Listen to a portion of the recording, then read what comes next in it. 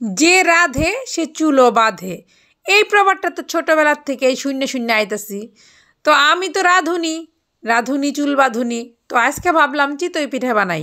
যদিও পিঠা বলি খুব একটা বানাই না, তো যার জন্য চিতই পিঠা কি ফুলবো না সেটা নিয়ে কিন্তু ভীষণ চিন্তা আর টেনশান। আর শীত যাওয়ার আগ মুহূর্তে হঠাৎ করে মনে হলো কিছু চিতই পিঠা খাই। অনেক সময় মনে হয়েছিল দৈল্লা পিঠা খাই, কিন্তু যেই টুক গুঁড়া আছে এই টুক গুঁড়া দিয়ে দৈল্লা পিঠা কি আদৌ হইব না হইব বুঝতেছিলাম না।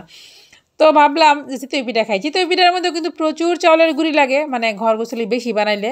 তো এটার সঙ্গে কিছুটা আটা মিক্সড করতে হইব, কারণ খুবই অল্প পরিমাণ গুঁড়া আছে, এই টুকা দিয়ে আমার বানাইলে চলবো না। মিনিমাম 2-3টা তো খাইতে হইব। 7 জন মানুষ, 3টা করেও খাই, 3 × 7 = 21টা পিঠা লাগবো।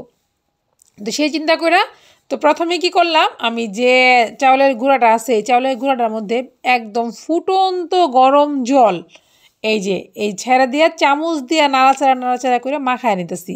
মানে আমার কথা হইল পিঠা ফুলতেই হইব, পিঠা যদি না ফুলে তাহলে আমার ভাল লাগতো না। তো সুতরাং সেই চিন্তা করে এই পিঠা বানাইতে হইব। আর এর আগে যে আমি পিঠা বানাইছিলাম মানে মন গড়া পিঠা, সেটা একবার ফুলছে একবার ফুলে নাই। তো এগুলো করলে তো চলবো না। তো যা বানামো সেটাই দেখামো। এই তো দিয়ে দিলাম আরও কিছু গরম জল দিয়ে আবার চামচ দিয়ে নাড়াচাড়া করে নিয়েছি, কারণ এতটাই ধোয়া ওঠা জল এর মধ্যে তো হাত দেওয়া সম্ভব না, হাত দিলে তো হাতটা পুড়ে যাব।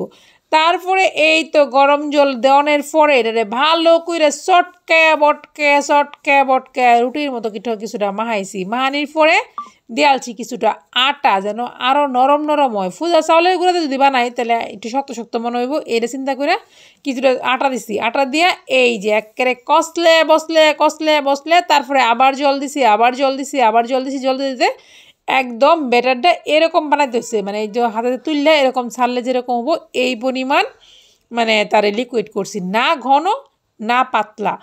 এই তো তারপরে বলছি চুলার মধ্যে ফ্রাই প্যানের মধ্যে পূর্বের থেকে কিছুটা তেল দেওয়া ছিল, মানে পরোটা বানাইছিলাম যে কালকা ঢেকে খাইছিলাম। যদিও ফ্রাই প্যান যখনই আমি কিছু রান্না করি, বড়াটা ভাজি বা কিছু করি, এর সুন্দর করে ঢেকে রেখা দিই যেন নষ্ট না হয়। তো কালকে রাত্রে হইলো পরোটা বানায় খাইছিলাম, ওইটা রয়েছিল ঢেকে রাখছিলাম, ওটার মধ্যেই প্রথমটা দিয়ে দিলাম, কারণ প্রথমটা একটু তেলতেলা হইলেও পরে তো আস্তে আস্তে খরখরা হয়ে যাব। তো এই তো একটা বানানো হয়ে গেছে। তারপরে এই যে আবার দিয়ে দিলাম বাটি দিয়া, কারণ একটু বড় বড় চিতই পিঠা না হলে তো খায় শান্তি নাই। দিয়ে আবার যে ঢেকে দিতেছি, ঢেকে দেওয়ানোর পরে তারপরে তারে খুললেই কিন্তু পিঠা অলরেডি হয়ে গেছে। বেশিক্ষণ সময় লাগে না। চাইলে ডিম চিতইও করন যায়, এটার মধ্যে একটা ডিম ছেড়ে দিলে ডিম চিতই হয়ে যাব।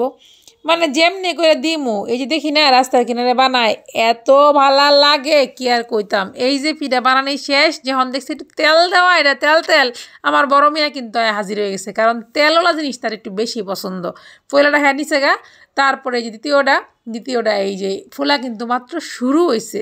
তো একদম ধোঁয়া ওঠা গরম গরম ভাপা পিঠা কি যে বালা লাগে কি কইতাম, শান্তি আর শান্তি। তো এইরকম করেই একের পর এক দিতাছি আর ভাজ্যে তুলতাছি, কারণ সকালবেলা সবারই একটা ফুলাফানের তাড়াহুড়া আছে, তারা খাওয়া যাবে গা স্কুলও। আর মানে যে কোনো জিনিসই তো গরম গরম খাইতে ভাল লাগে। আর নাস্তাটাই কিন্তু আজকে মূলত এই চিতই পিঠা বানানো দিতেছে। এই যে দেখো, এই যে টব্বুস মেরে যে ফুললা উঠে, এই ফুলা জিনিসটাই সবার খুব পছন্দ। আজকে কিন্তু কেউ রুটি খাইতো না, রুটির পরিবর্তে যেহেতু চিতই পিঠা খাওয়াইতেছে, তার জন্য 3টা করে হিসাবে ধরছি। টুবুস করে এই যে পিঠা হইতেছে বানাইতেছি, আর কিন্তু একেবারে লগে লগে খাওয়া হইতেছে। কি যে মজা ওই পিঠাটি, নরম তুলতুলে, তার মধ্যে আবার ফুলকো চিতই পিঠা, জাস্ট ওয়াও। খালি বানায়াম আর খায়াম। এই যে গুড় দিয়ে চিতই পিঠা কিন্তু শুরু হয়ে যাচ্ছে খাওয়া খাওয়ি। একদম দেখো ফুলকো চিতই পিঠা। দিয়ে আসো গা, টামিয়ে দিল দিয়ে আসো গা। না আলাদা বাটিতে দিয়ে উপর।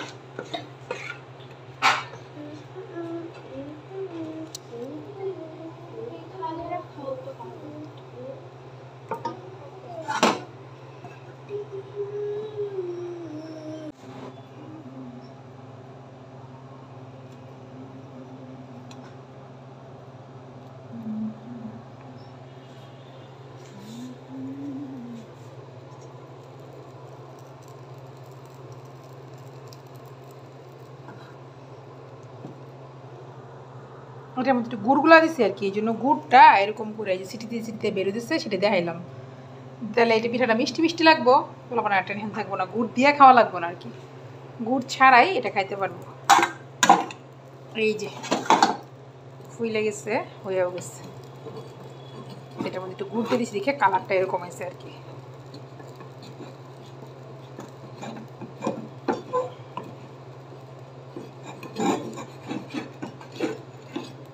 এই তো উঠে গেছে, একটার উপরে একটা রেখে দিলাম। এইভাবে দিতে থাকবো, বাকিগুলো বানায় ফেলুন ঝটপট।